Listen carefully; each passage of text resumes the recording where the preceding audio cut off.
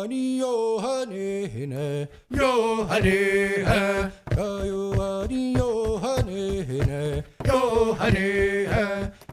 Akwesasne TV's election coverage has been brought to you by the Akwesasne Convenience Store Association, which is now located at the Mohawk Indian Housing and Community Building, 188 McGee Road, Akwesasne, 518-358-2229. The funding members are AK Gas and Tobacco, Another Damn Cigarette Store, Bear's Den, Big Boys, East End Convenience, Gustoa Gas and Tobacco, Mohawk Junction, Red Fox Gas, Speedway Convenience, Truck Stop Number 9, Twin Leaf Express, and Twin Leaf Gas and Tobacco. Sego, welcome to Akwesasne TV's 2015 election coverage. Today we will be interviewing candidates who are vying for the seat of the St. Regis Mohawk Tribal Council. In the studio today we have Eric Thompson, who is running for Tribal Chief. Sego, how are you? Sego, doing very well, thank you. Good. Well, let's start off. Tell us a little about yourself and the decision you made to run for Chief. Well, I was born and raised in Akwesasne. I'm raising my family in Akwesasne because I really want my children to understand what it is to be Ganyagaga and to be from Akwesasne, Akwesaslona. My decision to run for Tribal Chief is based on my previous experience, my education. I feel like it's the best utilization of my skills to work on the larger issues that affect Akwesasne. And what is your prior experience working with civic, community, or governmental organizations? Well, after law school, I came back here. I came back to Akwesasne and I worked for roughly, I'd say, 5 years with the Mohawk Anti-Tax Steering Committee. During that time, I worked on federal taxation issues, state taxation issues, border crossing issues, some land claim issues, hunting and fishing. During my tenure there, what I really enjoyed about that work experience was being able to assist everybody from the community. So it was a really rewarding experience. You know, I've done various grassroots type activities, helping out here and there wherever I could. But that makes up, like, for a governmental entity or a semi-governmental entity, the Mohawk Anti-Tax Steering Committee, I think, is the bulk of my experience in that area. Okay, and in your opinion, what do you perceive as the 3 most important concerns Akwesasne is facing today? Well, I think, in my opinion, the environment is a very important issue because that really sets the foundation for everything else, whether it be community health, whether it be the health of the lands. I think it's, with the number of Superfund sites that we have bordering the territory, it really needs to be high priority for council to monitor and to ensure that those cleanups are done to the strictest standards and to the safest standards that are possible. Economic development is a very, very important issue as well. I think that we have to diversify our markets. We have to really investigate some of the emerging trends in Indian country with regards to agriculture. I think there's a lot of opportunity, but I think that the diversification of our markets are going to ensure that we have a healthy community economy going forward, and that we are not strictly tied to one revenue stream. Education is a very high priority for Akwesasne. I think that we have a very high representation of students that are in that go on to university. So I think that ensuring that they have the best quality education for elementary and high school level is very important. Ensuring that that's solid, that they're given every opportunity that they could possibly have, and supporting them when they go into the university level is something that you know, needs high priority status.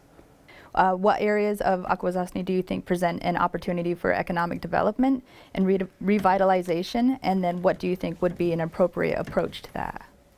Well, I think that the current trend in Indian country right now, one of the hottest topics, I guess, would be the medical marijuana industry. I think it would behoove council, what we've done is educate ourselves on the issue, to understand the policy, to understand the legal backdrop, and to investigate the markets. There are 3 different markets that we could potentially go into. There's a recreational, which has is controversial, medical marijuana, which is evidence-based and actually does ease a lot of suffering, and the agricultural end of regarding hemp growth. So I think that it really behooves us to look into those, to look at all of the markets, to look into the, as I said before, the policy implications, the legal implications. There has to be a community input into that, referendum questions put out to the community regarding that. But I think that revenue stream has a potential to equal, if not eclipse, gaming. So I think that's one example of an area that we could develop. We also have some of the local industry, I think, that needs support. We've been working with improving relations with other Indian nations. So the idea of nation-to-nation trade, I think, is a really high priority with council. It has the opportunity to open up different markets for different industry. Really wide-ranging. I don't think we're nailing ourselves down or pinning ourselves to one thing in particular. But I think the concept is important going forward because there's a network of other Indian nations out there that are more than willing to engage in commerce with us. So I think that we have to take advantage of that. Another area of revitalization that I feel needs attention is language. I think that language forms a cornerstone of identity for our community, and given the long history of our struggles with it, I think that there's a resurgence occurring in the community. I think that it's a central role for our institutions to support those endeavors that are occurring. We have a lot of younger people that are participating, that are students in immersion schools, and it's really fantastic how fluent they are. I think that they're very confident speakers. Their self-esteem is very high. I think that that those initiatives should be supported by council, as well as initiatives for people that want to relearn the language. There's a host of people that are taking advantage of initiatives like the Ada Language Lab, or some of the Tribal Language Lab, some of the resources that are available in the community. And I think it's great. It's really needed. I think that as you travel about the country, there are a lot of nations that still hold their language and are very fluent. So I think that we have a lot of fluent speakers. We're fortunate to have a lot of elders that are still fluent and that are willing to lend their time and their efforts to these programs that are ongoing. So it's one area of revitalization that I think really needs to be supportive. We have the Akwesasne Freedom School. We have Ganadago School and immersion schools on territory. So I think that it's central to identity and an initiative that needs to be supported by council. Okay, and so here's your platform. Why should residents vote for you?